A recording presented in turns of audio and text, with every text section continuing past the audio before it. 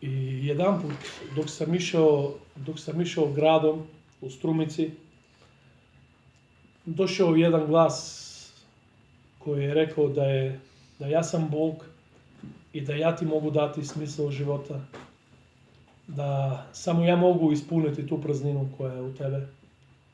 Taj glas je bio toliko stvaran da sam se toliko mnogo uplašio i morao sam narednog dana da idem kod lekara, бидејќи to je bilo nešto novo za mene.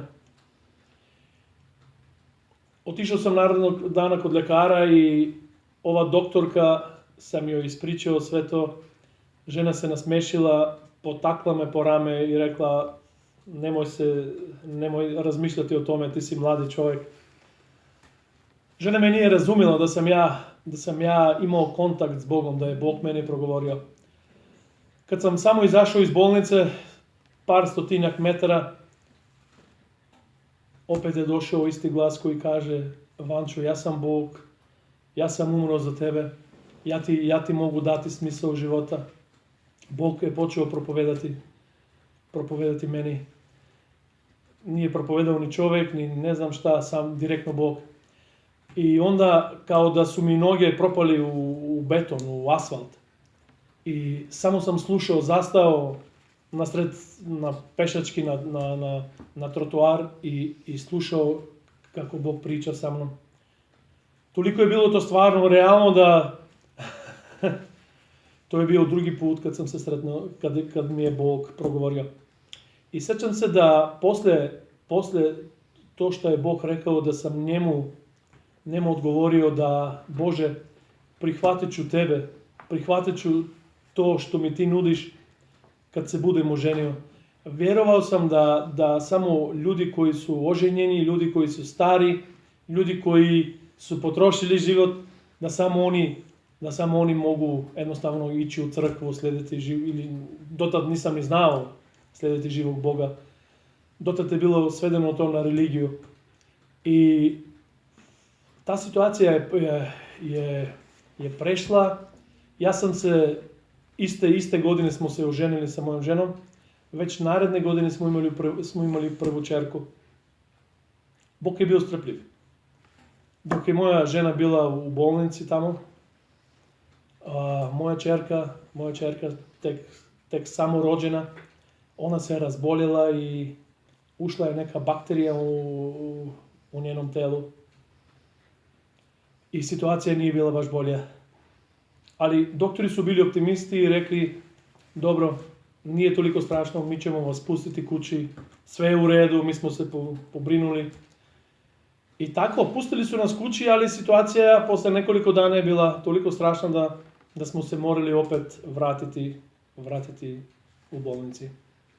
Doktorka koja je bila na dežurstvu tog jutra nam je rekla: ostavite bebu, nije strašno, mi ćemo se pobrinuti za nju. I ostavili smo našu čerku i posle nekoliko sata ja sam otišao za da vidim kako je. Otišao u sobi gdje je bila ova doktorka. Doktorka je plakala kad sam ušao unutra. Žena, malo neugodna situacija, ali pitao sam: izvinite, kako je moja čerka? Ona je rekla samo jednu riječ: mi smo pogrešili. A šta je bila greška? Greška je bila što su dali drugu injekciju. Trebalo je na neka druga beba, dali su njoj. Tu je bila ova bakterija.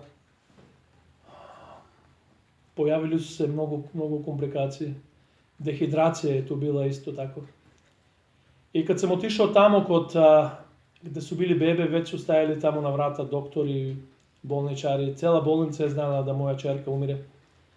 Ušao sam na silu unutra, nisu htjeli da me puste. Stao pored kreveta i imao šta da vidi. Infuzija stavljena u čelo i neko koji još dete, još samo koje treba da živi još samo nekoliko minuta ili sekundi. Sjaj u očima se gubilo i smrt je bila tu.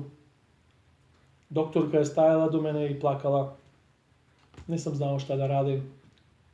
Došli su misli da uzmem doktorku, da bacim kroz prozor i šta ja znam. I onda je došao po treći put glas od neba koji kaže: Vančo, ja tebe volim, ja sam predao, ja sam dao svoj život da bi mogao ti da živiš. Bilo je to toliko silno, toliko jako da sve te namere koje sam imao da bacim doktorku kroz prozor i šta ja znam nešto drugo su nestale. Otišao sam kući, pao na kolena i za prvi put molio molitvu.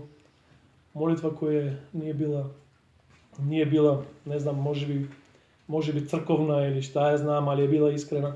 A molitva je bila tako: Bože, ako te ima, opet neka nevera, ako te ima, ne dozvoli da moju čerku umre, a ja ću predati svoj život tebi. I onda, dobro,